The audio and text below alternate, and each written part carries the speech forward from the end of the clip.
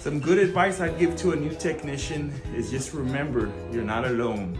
You always have somebody there willing to help you, the owners, your other technicians. Take your time, remember that you always have somebody there. Be confident, be studious. If you can't figure something out on the job, ask.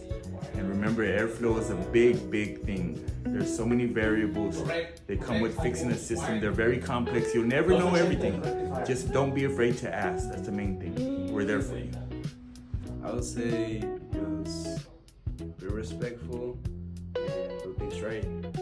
Just like they have to put attention on everything and do everything like carefully. What? One more time. Don't steal the tools. If there's cameras. Be honest.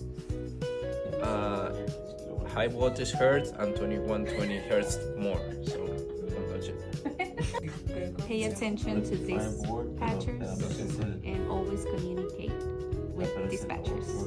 You guys never listen. Don't get on my nerves.